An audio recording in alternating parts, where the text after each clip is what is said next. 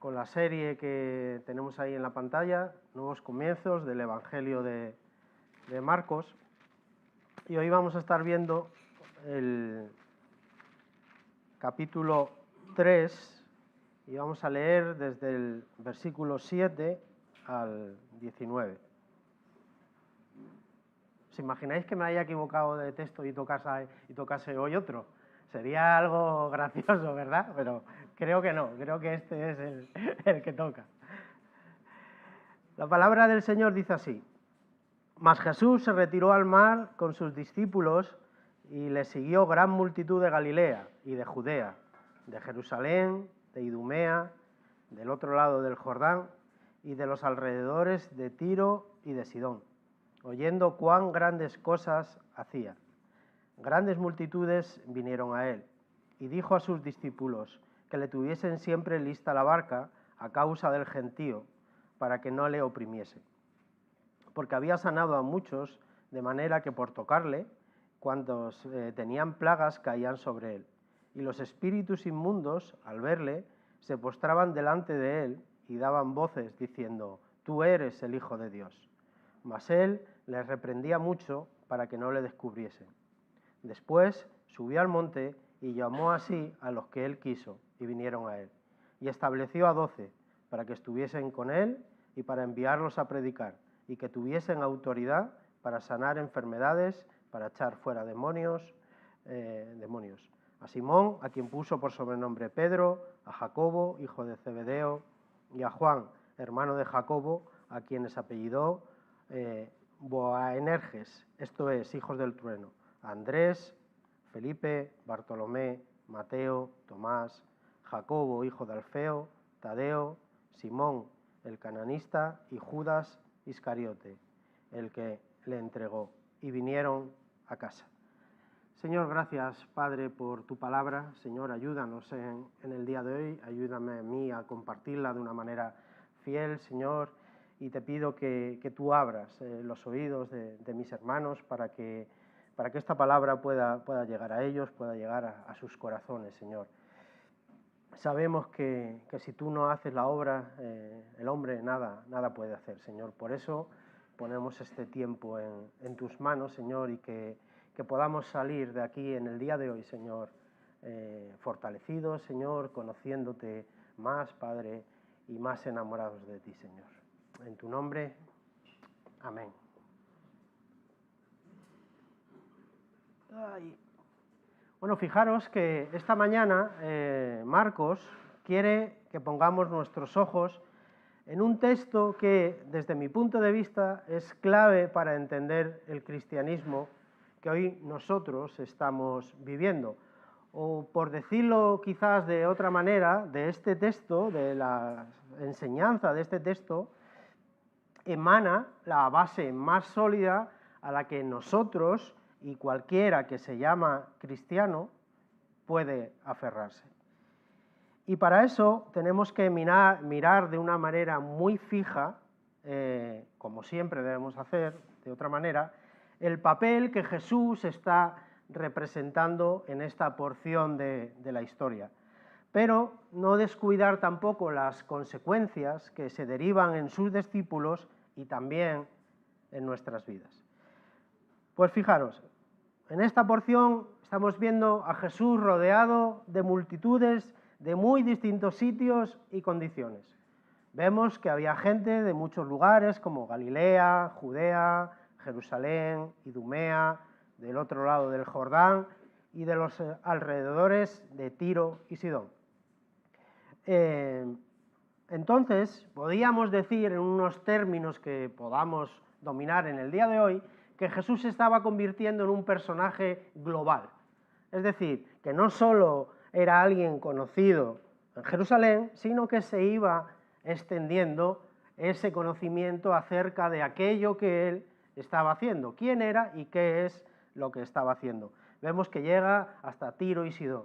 Entonces, en la época, bueno, se estaba extendiendo todo aquello que Jesús estaba haciendo. Y fijaros que él mismo lo dice, porque ¿qué nos dice el versículo 8? Que la gente oía cuán grandes cosas hacía y grandes multitudes vinieron a él.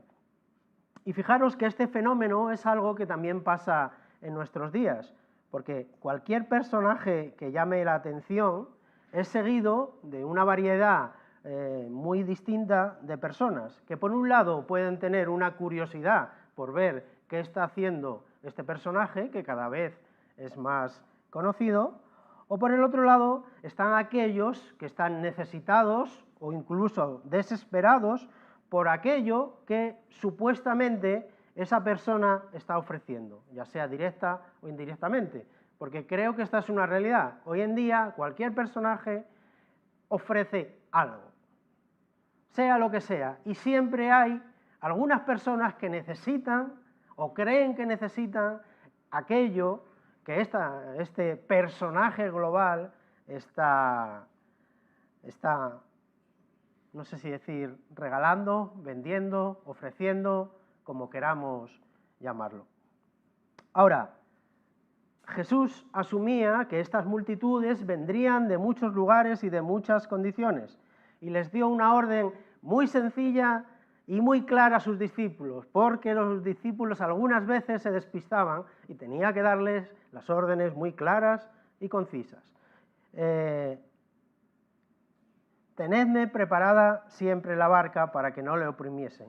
Por un motivo que vemos en el versículo 10, porque había sanado a muchos, de manera que por tocarle, cuando tenían plagas, caían sobre él. Pero dentro de esta introducción hay un versículo clave y una situación que nos va a ayudar a entender el texto de hoy, a partir del versículo 13. Y es una declaración que cuando menos podríamos decir que es curiosa.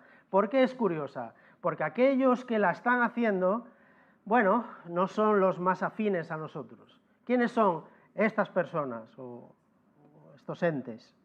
Son los espíritus inmundos. Los espíritus inmundos quizás no son los más indicados para hacer esta declaración. Pero la realidad es que ellos tienen una teología muy clara y certera de quién es Jesús.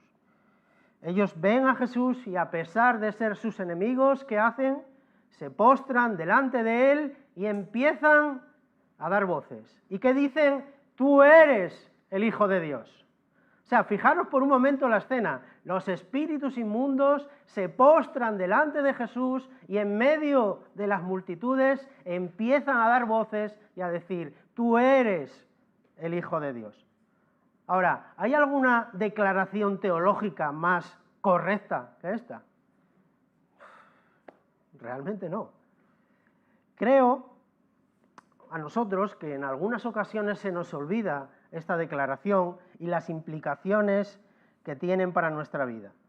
Ellos, por lo que vemos en el texto, lo tienen muy claro. Y además no es la única vez que un espíritu inmundo se somete, vamos a decir así, bajo el poder de Jesús.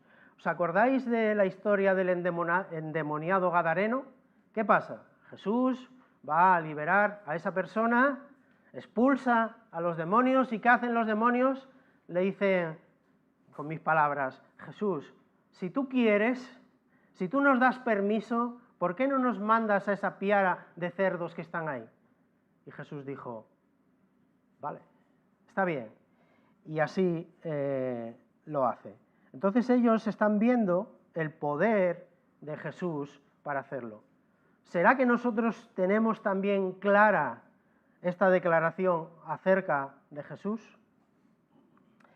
Pero de esta declaración, para mí, lo más importante no es que los espíritus inmundos digan lo que ellos consideren, sino que algo que nosotros podemos ver en el versículo 15. Y para mí es el punto central de este sermón, de este texto, y como decía, es la base del cristianismo. Y es una autoridad que vemos ahí. ¿Y sabéis cuál es esa palabra? Autoridad. Dice el versículo 15, les dio, bueno, vamos a leer desde el 13. Después subió al monte y llamó así a los que él quiso y vinieron a él. Y estableció a 12 para que estuvieran con él y para enviarlos a predicar. Y que tuviesen autoridad para sanar enfermedades y para echar fuera demonios. ¿Por qué? ¿Por qué es tan importante esta palabra? Porque esta es la base para ver en la manera en que se comporta Jesús y también la manera en la que se comportan sus discípulos, en especial estos 12 a los que él estableció. Pero también nos puede llevar a ver y entender cuál es la gran diferencia que existe entre el cristianismo y las llamadas otras religiones. Entonces, repito, para mí la clave de este texto reside en esta palabra, autoridad. Y vamos a desarrollar y vamos a ver las tareas que tenían los discípulos y luego cuál es la gran diferencia, como he dicho, con otras religiones. Entonces, después de haberse retirado al mar con sus discípulos, vemos que la siguiente escena salta al versículo 13, donde Jesús sube al monte e hizo dos cosas que fueron claves. Y aquí empieza el meollo de la cuestión.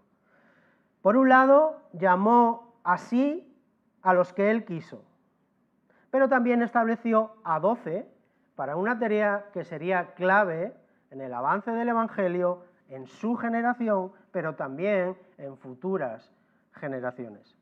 Ahora, si nosotros vamos a los pasajes paralelos, en Mateo y en Marcos, nosotros podemos ver algunos detalles más de lo que aquí Marcos nos está diciendo. He dicho Marcos, creo que era Lucas, Mateo y Lucas. Algunos detalles, por ejemplo, que Jesús estuvo toda la noche en el monte orando y que de entre sus discípulos, que realmente no sabemos cuánto, no tenemos constancia de todos los que lo seguían, de todo ese número escogió a 12 de ellos, a los cuales llamó apóstoles y les asignó 3 tareas que debían cumplir. 3 tareas sencillas. Primera, estar con él. Segunda, ser enviados a predicar. Y tercera, sanar enfermedades y echar fuera demonios. Sencillo. Ahora, hay una cosa que creo que debemos tener clara en este texto antes de seguir y que podemos verla en 2 ocasiones muy concretas. Y las 2 tienen el mismo origen. Después de subir al monte y estar orando, Jesús llamó así a los que él quiso y también estableció a 12. Es decir, que toda la iniciativa en esta historia es de Jesús. Que el hecho de elegir a los que él quiso y establecer a esos 12 tuvo su origen en Jesús. Es decir, que no hubo voluntarios, ni enviaron currículums, ni nada parecido. El plan es de Jesús y no es de los discípulos. Las tareas que tenían que realizar esos discípulos, en concreto esos 12, fueron establecidas por Jesús. Ahora, no fue Pedro, como siempre lo vemos como el líder que siempre está ahí, no fue Pedro el que llegó a Jesús y le dijo, maestro, mira maestro, he pensado una cosa. ¿Qué te parecería si tú llamaras a unos discípulos y de esos discípulos tuvieras un grupo más cercano y podríamos estar contigo enseñándonos todas las cosas y luego quizás se me ocurre que a lo mejor podríamos salir a predicar por ahí y si en el medio del camino nos encontramos alguna situación desagradable, si nos encontramos algún endemoniado, algún enfermo, pues quizás tú podrías hacer que nosotros tuviéramos esa autoridad para sanarlos. Claro, y Jesús lo miró y dijo, es verdad, Pedro, ¿cómo no había caído yo en eso? ¿Cómo he podido estar tan despistado, Pedro? ¿Qué voy a hacer yo sin ti? ¿Qué podría hacer yo sin ti, Pedro? A que la historia no fue así, ¿verdad? No, el origen de todo eso nace en Jesús. no en los discípulos. Los discípulos bastante tenían con llevar la barca a donde Jesús quería. Y el Evangelio de Juan nos ayuda con unas palabras de Jesús. Dice en Juan, capítulo 15, la primera parte del 16, no me elegisteis vosotros a mí, sino que yo os elegí a vosotros. Ahora, alguien puede decir, bueno, ¿y esto es importante? ¿Por qué crees que es importante? Bueno, pues la respuesta para mí es muy sencilla, porque este versículo nos libra de caer en el orgullo, en el pensamiento de que yo soy imprescindible en toda esta historia que llamamos cristianismo, o en toda esta historia que llamamos evangelio. Que yo tomé la iniciativa de ir en busca de Jesús y ofrecerme a ser parte de ese plan. Pues fijaros, en nuestro versículo de hoy, y sabéis que trato de ceñirme mucho a lo que dice la Escritura, Él llamó a los que Él quiso y estos vinieron a Él. Pero hay algo también que es muy importante y que es un misterio para nosotros. Y os aseguro que nadie jamás de los jamases va a descubrir cuál es ese misterio. No sabemos los criterios, si los hubo, que Jesús estableció para llamar a esas personas. No lo sabemos. Y podríamos añadir, ni nos importa, ¿verdad? Lo único que sabemos que nos dice la Escritura es que Jesús llamó a los que Él quiso y esos vinieron a Él. No sabemos más. Entonces, si no sabemos más, es que no necesitamos saber más. Ya está. Y ahora es algo también importante, porque si nosotros supiéramos los criterios, quizás podríamos leerlos y decir, yo los tengo, llámame a mí. Pero las cosas no funcionan así, porque no depende de nosotros, no depende de lo que nosotros tengamos, no depende de lo que nosotros nos fabricamos, vamos a decirlo así, sino que nosotros mismos somos, o el Señor nos regala aquellos dones y talentos. Es decir, no te llama porque tengas algo, sino que Él te capacita para que tú hagas aquello para lo que Él te ha llamado. Una explicación muy sencilla. Yo puedo estar predicando en el día de hoy y puedo decir, claro, es que yo he estudiado teología, es que yo puedo saber hablar en público, puedo ser una persona valiente, que no tengo miedo de hablar. Y alguno puede decir, claro, pero si Dios no te da eso que tú tienes, ¿cómo lo harías? Y esa es una realidad. Esa es una realidad. Y puede ser una lucha en nuestro corazón, porque es verdad que las personas se esfuerzan, estudian y hacen muchas cosas y llegan a desarrollar ciertas habilidades muy reconocibles que son nuestras. Y tú puedes decir, es que yo he estudiado, es que yo me he esforzado en llegar hasta donde he llegado.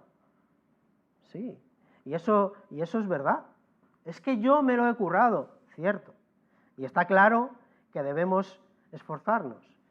Pero a la vez debemos reconocer que esas habilidades, dones y talentos nos han sido regalados por parte del Señor.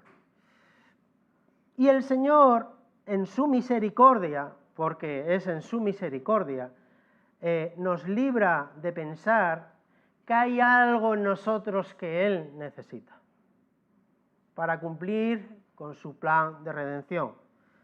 Entonces, creo que debemos tener esto claro. porque podemos echar un vistazo a los apóstoles. Si los analizamos con cuidado, eran unos fenómenos. Eran unos fenómenos. O sea, yo llego a pensar, si Jesús escogió a 12 de una manera muy concreta para una tarea muy concreta y les dio una autoridad que nadie más se la dio, y escoge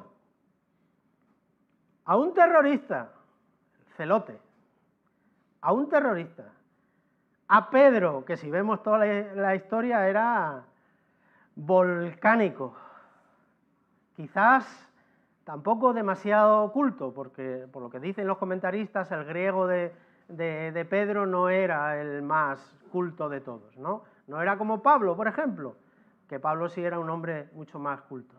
O sea, nosotros, bueno, un cobrador de impuestos, un publicano que era enemigo de su propio pueblo. O sea, Mateo era publicano. Y el otro día estaba viendo un vídeo de Chosen, de la serie, y es en el momento que llama a Mateo, y se acerca a Pedro y le dice, no, ni se te ocurra llamar a ese, no, ese es publicano, ese es un traidor, ese es nuestro enemigo. ¿Y qué hizo Jesús?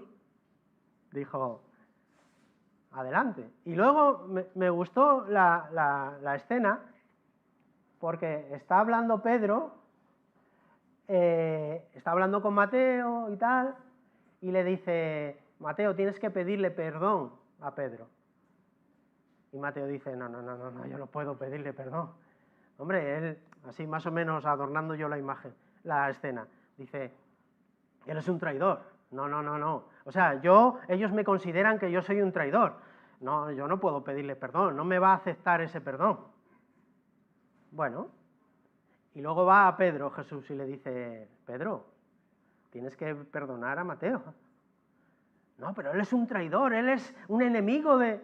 Ya, pero yo lo he llamado y está aquí contigo. Y estáis aquí aprendiendo. Bueno, al final siguió la escena y Mateo le pidió perdón a Pedro. Y Pedro le perdonó.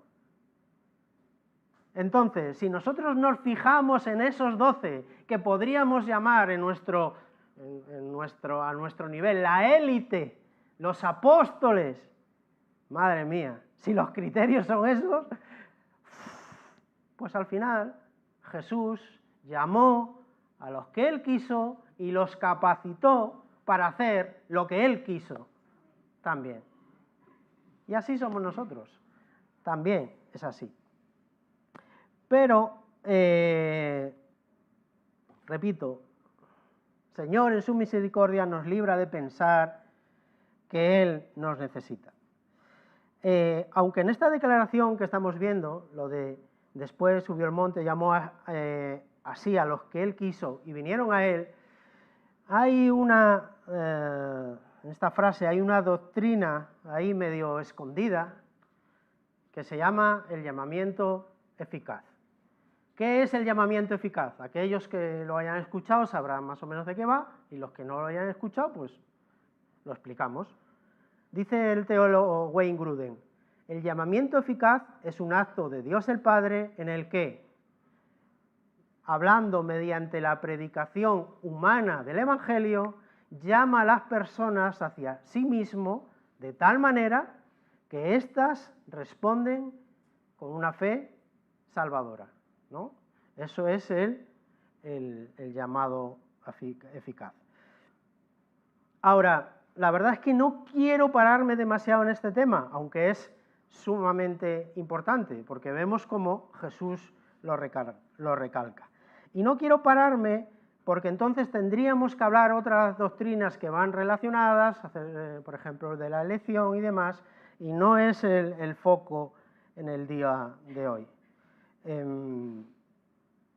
Lo que sí quiero decir es que el llamamiento que está realizando Jesús no es solo que ese llamado fue realizado por Él, sino realmente lo importante para mí está en la respuesta que se produjo en aquellos que fueron llamados. ¿Qué pasó? Él llamó así a los que él quiso. ¿Y cuál fue la respuesta?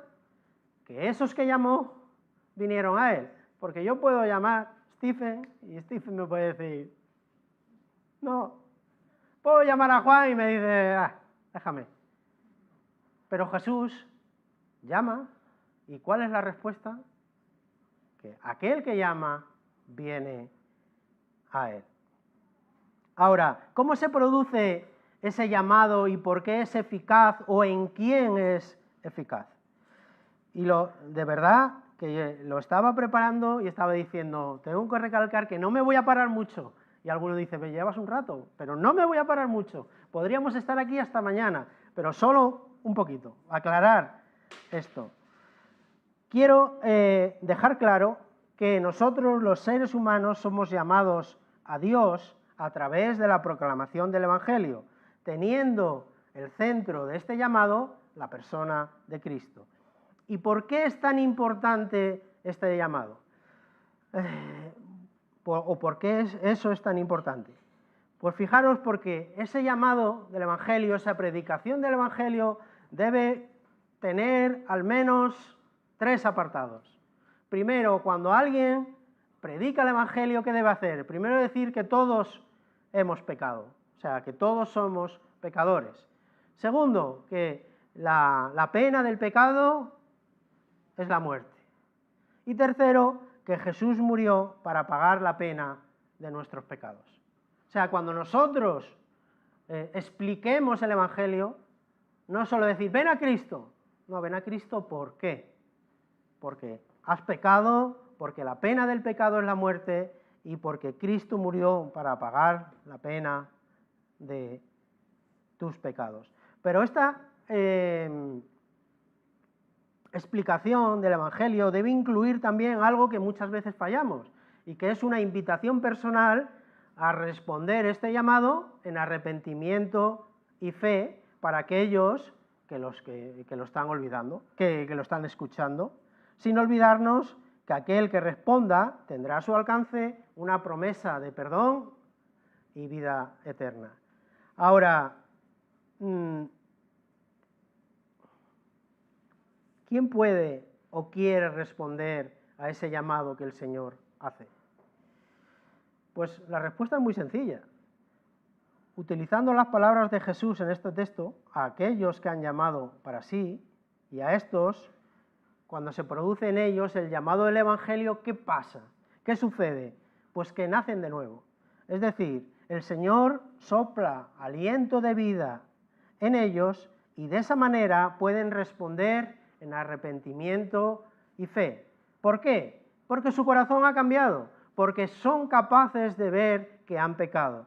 Se arrepienten de sus pecados, la fe es puesta en ellos, son justificados por los méritos o por la obra de Cristo y se convierten en hijos de Dios, recibiendo la promesa de perdón y vida eterna. Puede ser que alguien esté de acuerdo con esto, puede ser que alguien que no. Aquí está en la Escritura. Si alguien quiere charlar o tiene alguna duda, podemos hacerlo luego, pero sí me gustaría aclarar una serie de cosas que son importantes. Por un lado, podemos decir que nadie es arrastrado a venir a Cristo en contra de su voluntad. Y por el contrario, nadie puede ir a Cristo de una manera genuina por su propia voluntad. Tenemos los dos extremos. Por un lado, nadie es obligado a venir a Cristo en contra de su voluntad, ni nadie puede llegar a Cristo por su propia iniciativa. Y la explicación creo que es bastante sencilla y tiene que ver con la explicación que vimos del Evangelio. Es decir, que tenemos que ser conscientes que todos hemos pecado, que no hay ningún justo. A raíz del pecado de Adán y Eva, nosotros ¿cómo nacemos? Con esa inclinación al pecado en nuestro corazón. No nacemos puros, no nacemos neutros, no, nacemos con esa inclinación. El pecado entró en el mundo a raíz de Adán y Eva. Entonces, ¿qué es lo que deseamos nosotros desde pequeños? Hacer el mal, hacer lo que nos da la gana, básicamente. hacer lo que nos da la gana. Y el pecado nos llena y nos gusta. Y en esa condición, ¿qué quieren hacer las personas? ¿Alguien en esa condición quiere acercarse a Dios? No. ¿Por qué? Porque Dios es todo lo contrario. Ahora, si alguien duda, podemos decir, ¿qué dice el apóstol Pablo en Romanos capítulo 3, versículo de 9 al 12? No hay ni uno justo, no hay quien entienda, no hay quien busque a Dios, todos se desviaron, a una se hicieron inútiles, no hay quien haga lo bueno, no hay ni siquiera uno. Entonces, por el contrario, si el Señor hace esa obra en nosotros, soplando aliento de vida, y cambia nuestro corazón de piedra a carne, los deseos y anhelos de mi corazón cambian. Ya no deseo lo que el pecado me ofrece, sino quiero lo que Dios me da. Quiero disfrutar de su persona, aunque tenga luchas en muchas ocasiones. Sí, es cierto. Aunque tenga dudas, sí, es así. Aunque en algunas ocasiones pueda apartarme por un tiempo, sí. Creo que no debemos negar esas cosas, porque las vivimos. Incluso puedo llegar a tener momentos de debilidad, como tuvo el pueblo de Egipto. ¿Os acordáis cuando en Éxodo ellos salían, fueron liberados de una manera increíble? Yo no consigo imaginarme que un mar se abra en dos. No lo consigo. A pesar de que las películas siempre vemos que para mí es algo sublime. Bueno, pues ellos vieron eso, ¿vale? Cuando pasan ellos, luego se cierra el mar y aquellos que los perseguían, los egipcios, mueren todos sepultados. ¡Qué bueno es nuestro Dios! ¡Qué bueno es nuestro Dios! ¡Wow! Luego tenían hambre. ¡Ay, qué rica estaba la carne que yo me comía en Egipto! ¿Por qué no volvemos a Egipto? Mira, no es suficiente que Dios haya abierto el mar en dos. No es suficiente que hayan venido todas las plagas. No es suficiente nada. Lo importante es lo bien que me sentía yo comiendo esa carne. ¡Mentira! Si eran esclavos, si seguramente mal comían, si estaban todo el día aguantando allí a los egipcios con el látigo. Y lo importante para ti es esa carne que supuestamente tú comías y te llenaba de alegría y de bienestar. Podemos pasar por esos momentos. Podemos convertirnos y podemos pensar, ay, yo antes hacía esto y me gustaba, o yo antes hacía esto y me gustaba también. Y es normal. Son luchas que tenemos con esos restos de pecado que todavía quedan en nosotros. Es normal. Pero los anhelos de nuestro corazón han cambiado. Ya no somos los mismos que antes. Ahora queremos estar con el Señor. Ahora queremos someternos a su voluntad. Le repito, con luchas, sí, por supuesto. Con dudas, sí, por supuesto. Pero queremos hacer eso porque el Señor ha cambiado. Ahora, fijaros, hay algo más que me gustaría decir. Y es que quizás alguien puede pensar que esto del llamamiento eficaz quizás no se aplica o no se puede aplicar a todos. Ahora, el modus operandi es el mismo para todos.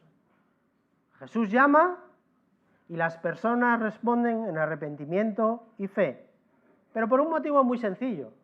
¿Y por qué? Alguien puede decir, ¿por qué en arrepentimiento y fe? Porque Jesús no quiere robots. No quiere trabajadores autónomos para repartir folletos.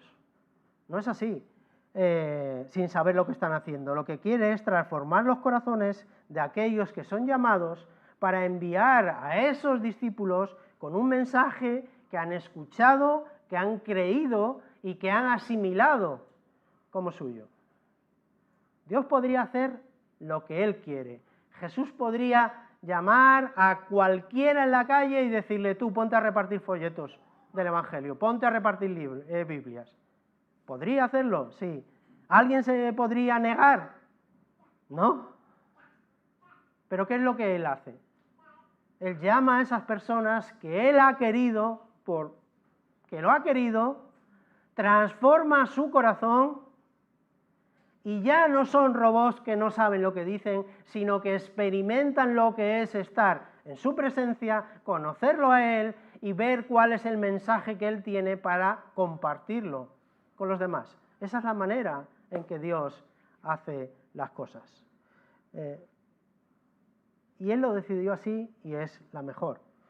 Por hacer un pequeño resumen, Jesús llamó así a los que Él quiso, estos vinieron a Él y de estos 12 los estableció con unas tareas muy concretas. Estar con Él, ser enviados a predicar y sanar enfermedades y echar fuera demonios. Pero ahora todo esto ha sido un calentamiento, ¿no? Ahora vamos a entrar en el meollo de verdad de la cuestión. La gran diferencia que se aprecia en Jesús. Fijaros que decía que el centro del mensaje se basa en la autoridad de Jesús. Y este es un tema central, por lo menos para mí, por dos motivos que podemos ver aquí.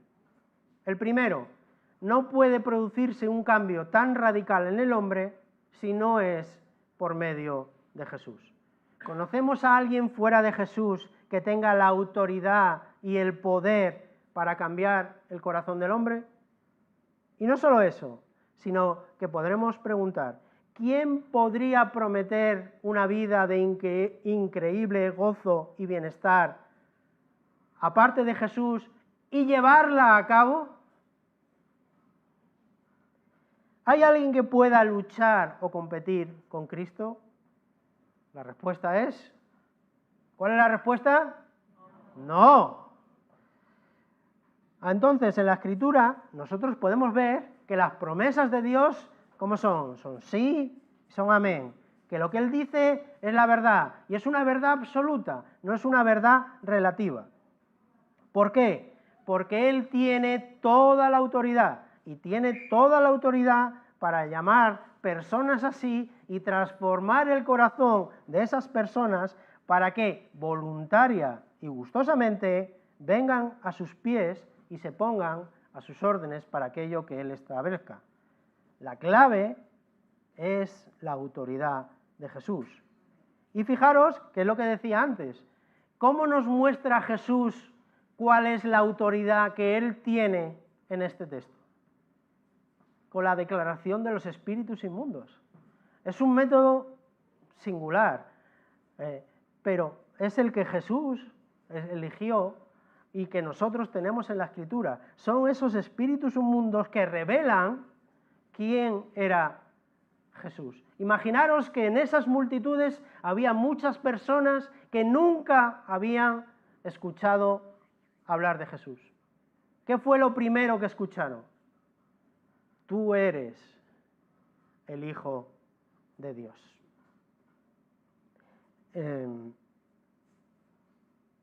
Y la verdad es que serían los últimos que esperamos que tuvieran este tipo de comportamiento.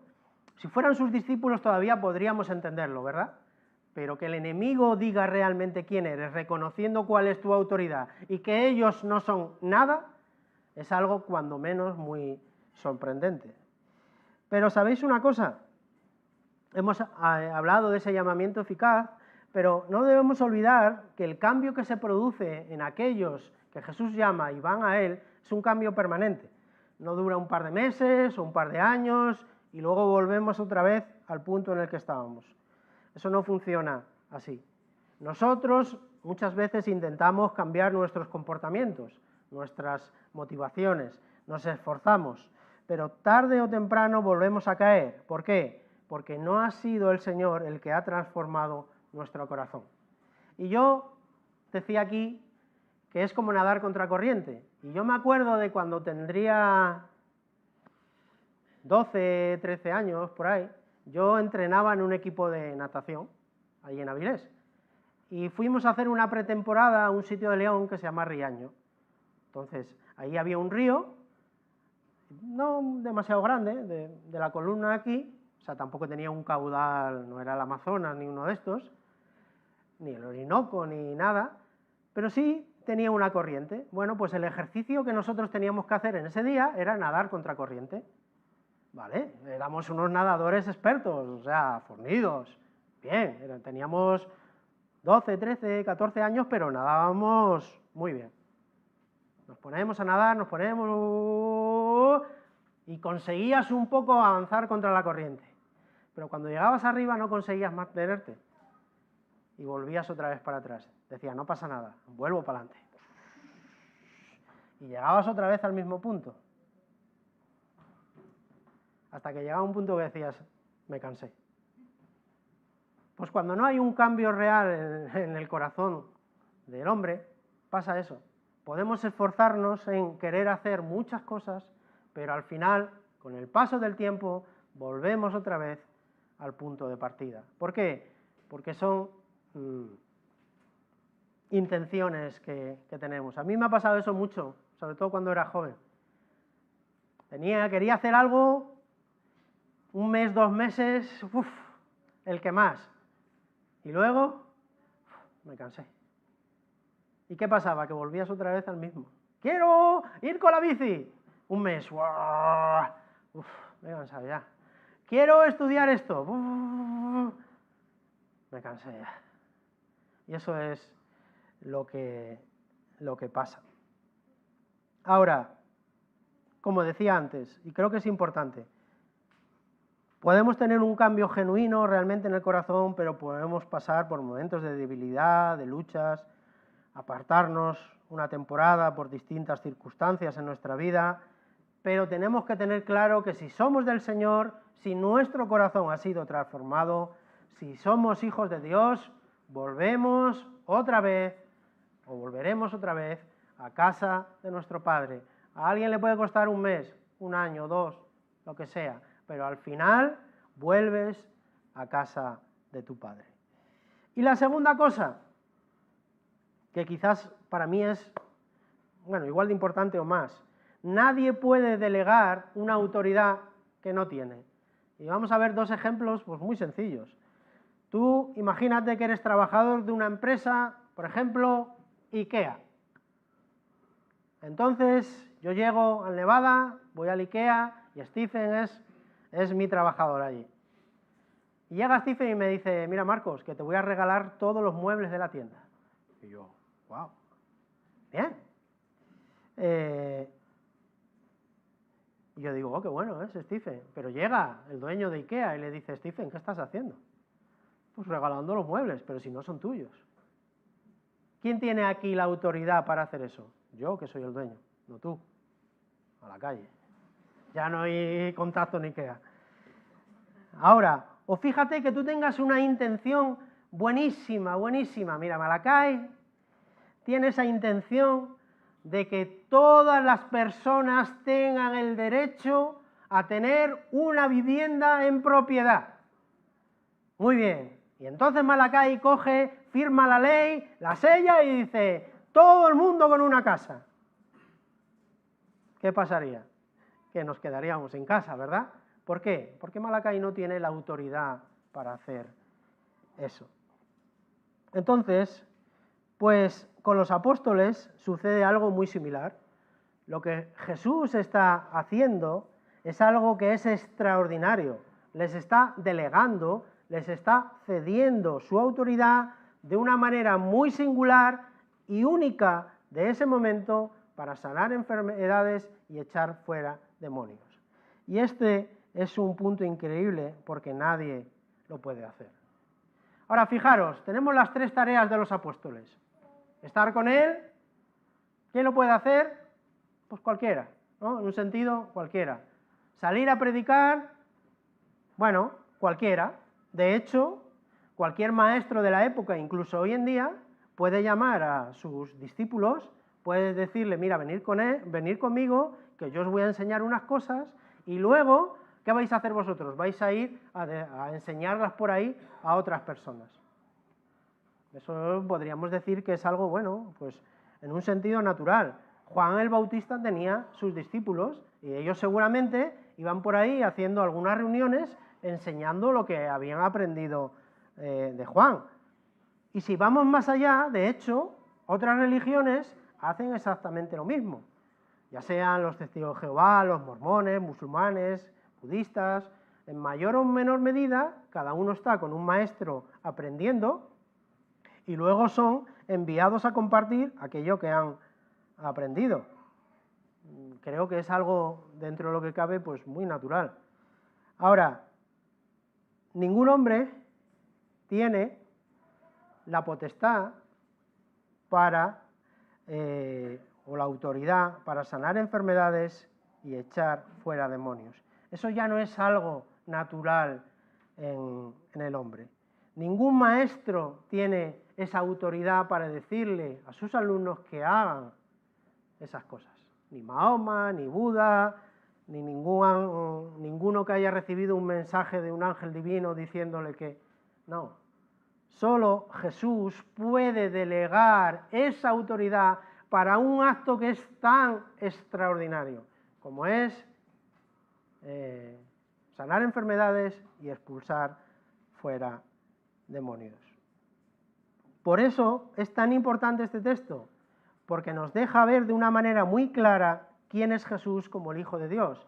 Y por eso también revela cuál es la autoridad que Él posee. Algo que nadie más ni tiene ni puede tener. Todo es de Él. Él creó todas las cosas. Todo fue creado por Él. Todo es suyo. Definición de autoridad. Poder, derecho o facultad legítima para mandar, gobernar o tomar decisiones. Esta es la autoridad de Jesús. Todo es suyo. Y Él en este caso puede conceder a esas 12 personas esa autoridad en ese momento concreto de la historia para hacer algo que es extraordinario. Y podríamos decir, y punto, porque es lo que nos dice la Escritura. Pero fijaros que ahora hay algo que me gusta mucho, y es que hablábamos, no sé si fue la canción o no, lo que leyó David. El término Hijo de Dios solo se aplica en la Escritura a la persona de Jesús. También vemos otro término que dijo él, que es el unigénito del Padre. Y para algunos quizás puede llevarles a confusión este término. ¿Por qué? Porque parece o da la sensación que el Padre es más que el Hijo. Y en un sentido nosotros lo que nos dice la Escritura es que la Trinidad tienen la misma esencia. Dios, 3 personas, mismo nivel. Pero escuché una vez un vídeo de un judío diciendo, ¿para qué queremos al Hijo si tenemos al Padre? Entonces, ¿cuál es la diferencia que ellos establecen? Oye, aquí el que manda, aquí el pez gordo es el Padre y el Hijo, pues es el Hijo. Como nosotros es un segundón, ¿no? Es como nosotros en nuestra casa, ¿no? Está el Padre, que es el importante, y luego está el Hijo. Hasta que no se muera el Padre, el Hijo no toma su lugar, ¿no? Pues creo que es importante explicar esto, que a mí me gusta también del teólogo Wayne Grudem, que dice que el unigénito podríamos afinar un poco más la definición de unigénito, porque es el único hijo, sí, pero él dice que viene a ser el único en su clase. ¿Qué significa eso? Que en un sentido más amplio podemos ver que al ser único en su clase, ¿en qué Jesús es único en su clase? Que sigue siendo 100% Dios y sigue siendo 100% hombre. Entonces, ¿quién es el único que es 100% Dios y 100% hombre? Jesús. Por eso es el único en su clase. No es el único hijo como si yo quisiera pudiera tener más. No, es el único en su clase, el único que es 100% Dios y 100% hombre. No hay otro como él. Y fijaros que si nosotros vamos a Filipenses, capítulo 2, versículo 5, Fijaros lo que dice.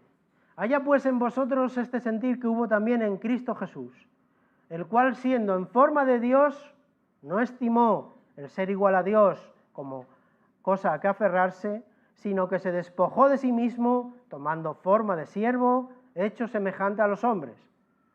Ya tenemos aquí la parte divina, la parte humana.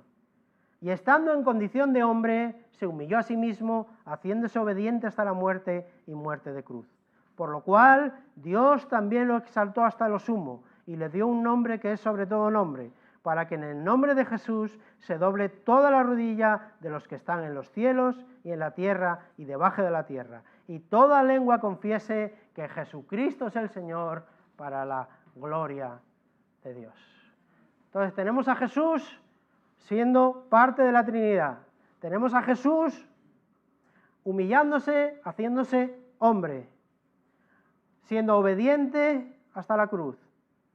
Y volvemos a ver otra vez aquí a Jesús como volvió otra vez a su posición original, pero siendo ese único que es 100% hombre y 100% Dios. Y todo está bajo su autoridad. Ahora, creo que esto era importante, ¿verdad? Creo que era clave recalcar esto, pero ahora, ya para terminar, creo que hoy me estoy enrollando y no tenía esa intención, pero bueno. ¿Cómo podemos aplicar a nuestra vida estas verdades que hemos aprendido hoy? Bueno, podemos ver algunas cosas. La primera, podemos confiar plenamente en que el Evangelio se va a extender a todos los confines de la tierra porque nace en Dios, según la manera que Él estableció y con el método que Él estableció. Y eso nos da la seguridad de que va a llegar completamente al final y que nada ni nadie va a poder detener ese avance. Segunda cosa, podemos confiar o debemos mostrarnos agradecidos porque hemos sido hechos partícipes en este plan mediante la predicación del Evangelio. Nuestra función es predicar el Evangelio a diestra y a siniestra, esperando que el Señor sople aliento de vida para que nuestros oyentes puedan venir a Él en arrepentimiento y fe. ¿Cuál es mi trabajo? Predicar.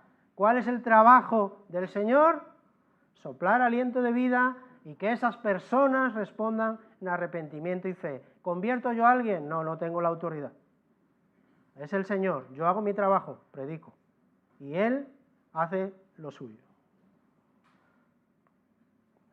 Tercera, podemos confiar plenamente cada vez que abrimos nuestras Biblias, porque en ellas vamos a encontrar al Hijo de Dios, el único en su clase, dándose a conocer, enseñándonos cuál es el plan que quiere para estos hombres que un día decidieron darle la espalda, y ese plan es un plan de bien, que volvamos a casa a estar con Él. Y tenemos la suerte, lo que pasa que somos, bueno, no sé decir un poco torpes, porque tenemos el principio y tenemos el final, y nos perdemos en medio del camino, ¿verdad?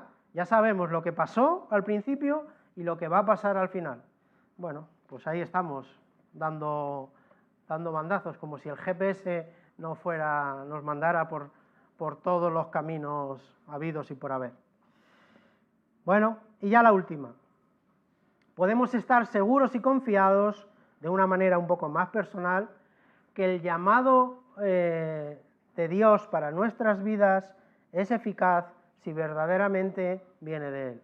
Si el Señor sopló aliento de vida en nosotros por su soberana voluntad, vamos a desear estar en su presencia, aunque alguna vez podamos tropezar y pasar por momentos difíciles.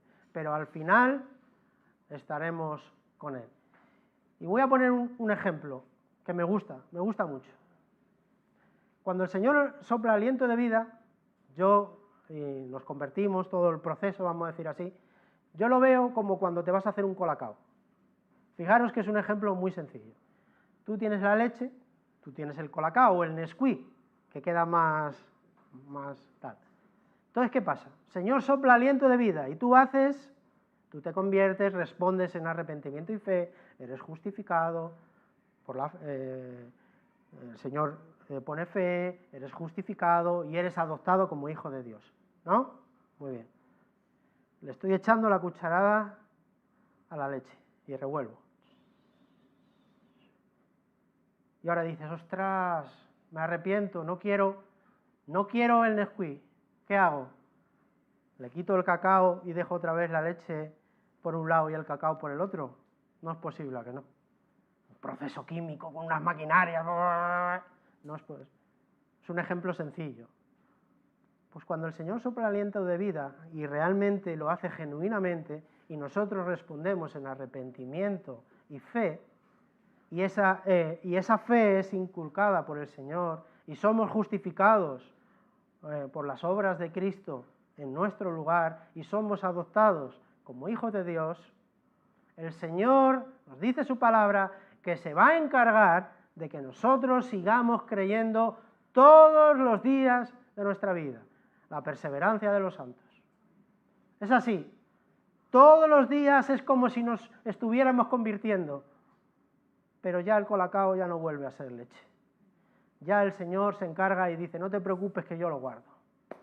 Y es así, y es un ejemplo muy tonto, pero creo que nos puede ayudar.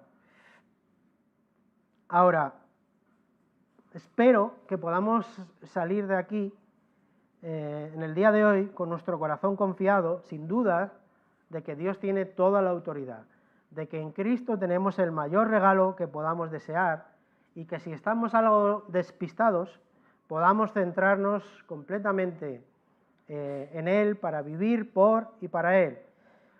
Porque aunque algunas veces tengamos que batallar intensamente con nuestra carne y con los deseos del antiguo hombre que quiere volver a controlar nuestra vida, nosotros somos nuevas criaturas en Cristo. Las cosas viejas pasaron y ahora somos de Cristo. Pero siempre puede haber alguien que diga, bueno, yo he escuchado el llamado del Señor, pero realmente no lo conozco todavía. Bueno, cada vez que el Evangelio es predicado, tú tienes la oportunidad, si no has conocido al Señor, de responder en ese arrepentimiento y fe. Y muchas veces yo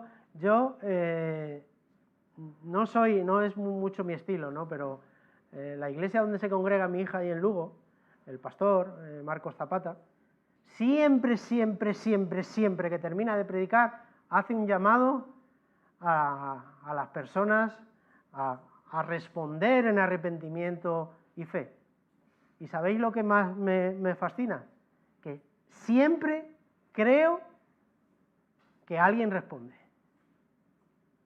Y digo, bueno, tú no sabes si realmente es genuino o no, pero él ha hecho su parte y la otra persona en principio responde a ese llamado. Yo no soy así, no sé, pero quizás tengamos que hacerlo muchas veces así, porque el Señor no te va a dejar tirado. Si realmente Él te ha llamado a Él, si no es hoy, es mañana.